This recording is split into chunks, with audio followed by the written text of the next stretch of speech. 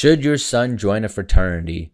So you might be wondering, okay, is this a good idea for him, or is he making a huge mistake? If you're wondering this, then stay tuned, because I'm a psychiatrist who joined a fraternity in college, and I'll share my experience with you so that way you can make your own decision. I'm a child, adolescent, and adult psychiatrist, and so it's my job to help out moms, help out their sons. I remember when I went into college, I had my first semester, and something that I was very excited about in college was being social and going to parties, because in high school, pretty much I never went to a single party. I had never drank a drop of alcohol.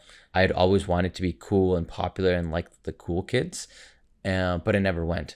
And I remember one time I was in my biology class, and this kid invited me to a party in high school, but I was too nervous and scared to go. So I never went. I was like, oh, what are my parents going to think? How am I going to explain this to my parents? Like, I was relatively sheltered. And that's why I was really looking forward to college, because I was like, okay, now I get to be out. I get to live in the dorms. I get to be free, and I get to be social and do all this stuff. So, in my first semester, I spent a decent amount of time partying, right? Just going to different fraternity events. And then in my second semester, I decided to join a fraternity.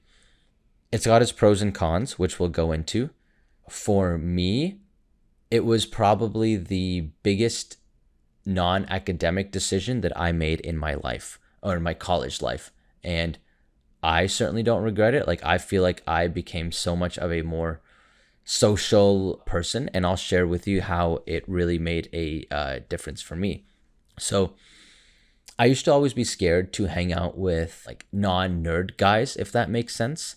And like, I only wanted to hang out with other nerds. And so, for example, my friends in high school were just like gamers, and we would go to the chess club at lunch, and we would also, like, I remember we used to play Halo in the school computers at lunch, or play mini golf, like just like things like that. But like, I had a very small select circle. But then in college, right, when I joined a fraternity, I got exposed to all these different types of people who were in business majors and non-science, people who were way into sports and I wasn't. And to be honest, it took me a long time to acclimate to them. It wasn't until like I was always felt nervous around my fraternity bros for like 2 years. I remember there was just one guy who would always make like jokes with me, and like, he was a taller, handsome dude, and I always felt kind of jealous of him. I would just kind of stay quiet, like I wouldn't really say much. But then, in my senior year, I started to open up a little bit more and become more comfortable and make jokes again. So, and now like, I can make friends with almost any kind of guy. So I really credit my fraternity experience to helping me do that, just giving me the diversity of branching out socially. And now being in New York, that's a critical skill to have, because I meet so many different kinds of people, and I meet so many different kinds of patients, and I have to make sure that I know how to relate to my patients, right? And to relate to other people. So even if they're not like me, I have to figure out how I can connect with them. That's something I really credit my fraternity experience for. Something else that it helped me with was that it helped me become a lot more comfortable around the opposite sex, around girls. So like, for example, like I had never even kissed a girl when I was in high school. In college, in my first year, literally never did. Like, I had some friends, but I never had done anything romantically. And that was a big reason I wanted to join, was like, okay, like I want to become cool, and like I want girls to like me, and I want to be more, I want to have some of these experiences, right? Like the college experience. And by joining a fraternity, I got a lot of exposure. So like I was able to meet girls at parties and meet them through mixers. And that still took a while too. Like, don't get me wrong. It's not like I just became much more confident and social, but that took a while. But like over the years, I started having more experiences, started going on dates a little bit more, started having some hookups, and then all of those things where I felt were instrumental to my personal confidence as a young man, full of testosterone, wanting to come up in this world. And like, you might look at it and be like, okay, that's so stupid. And like, yeah, I agree. But it's kind of like when you tell a high schooler that high school doesn't really matter, they don't really understand it until they leave high school. Like that's when you realize it. So it's the same thing. For him right now, if he's a young guy, he's like 16 to 20, like early 20s, like that's probably all he's thinking about is social, girls, dating. Like that's probably what makes the majority of his mind. One of the cons of the fraternity experience, of course, right, with that is that it's very much distractions, right? You see all these different, like, it's distracting. You do a lot socially. And I've seen some of my classmates. I was a scholarship chairman So I was part of exec. So I had everyone's grades. And I knew that some of my fraternity bros were really struggling with their grades. It's hard. It's very hard to balance a lot of that, all the social stuff, all the temptation. So for me, luckily, I already had my academic life on point. Like I intuitively understood that, okay, like academics, my school performance, like my pre-med application, that comes first, and that's like the foundation. And then the fraternity experience is on top. So like I skipped plenty of parties in college, skipped plenty of social hangouts because I wanted to really focus in on, my pre-med stuff. And, so I was able to get into med school because I was able to balance the two. So I had that skill set already, which was very helpful. And of course, I developed it over time in my college time. But if that's something you're worried about your son, then it may not be the best decision for him if you suspect his academic performance will suffer from the fraternity experience, because it definitely can. Of course, that can be a teaching moment as well too, but it's certainly something worth considering. Another thing, obviously, is the use of substances like alcohol. So for me, like I knew that I wanted that college experience, and so it definitely spent time like drinking and partying. But for me, like they never had that addictive pull on me, so I was able to, because I had clarity, like okay, I knew I wanted to become into med school, be a doctor, right? I knew that I couldn't do it for so long that it would detract from my academic goals.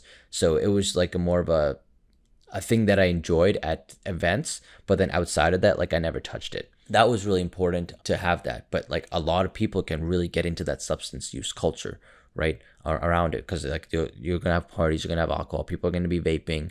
Vaping was not a thing back when I went into college, but now I'm sure it's a very thing, right? Exposure to greens as well, right? That substance, and it definitely can put you in track with a lot of that stuff. So that you have to just manage that very carefully. Again, that can be a skill set. That can be a skill he levels up, like learning how to say no to stuff, learning how to balance his time, learning how to balance his energy. But it's definitely a con to know that too. And it's part of the culture, so that's what makes it easier. The membership fees can be expensive as well. So our dues were really cheap. So I went to the University of Alabama at Birmingham, which is like a sister school to the University of Alabama. So, we didn't have a big house, and a lot of our stuff was very cheap. So like my dues were maybe like 600 or something. And I also got a scholarship from the chapter. So basically, because I was doing so well academically, the national chapter gave me a scholarship. They gave me like a $5,000 scholarship. So literally my fraternity experience was being paid for by the fraternity, So I always kind of joke like I'm being paid to party, quote unquote. So that worked out for me because I'd balanced my academics very well. But the membership fees can be expensive. So it's worth noting that too, especially if he might struggle paying for it. I know a lot of my brothers were working part-time jobs to pay for their fraternity experience.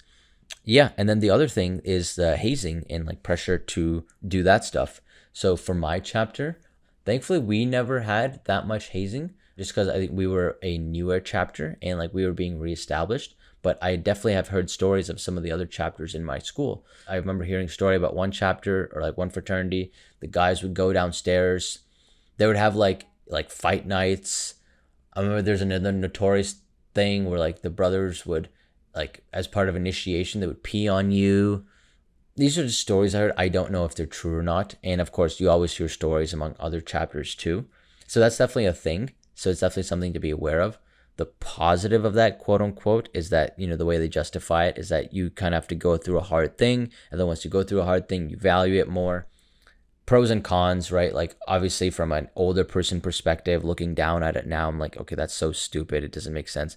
But I get it as a young man wanting to prove himself in this world, that you're like, yeah, I want to get through hazing. So that way, I feel like I've accomplished this. And it makes me closer to my pledge brothers. So I understand where that comes from too. And see, that's the most important thing, Mom, is that you don't want to judge. You just want to listen and understand, because the judgment is what's going to drive a wedge between you and your son. And you don't want that. I assume you don't want a wedge between you and your son.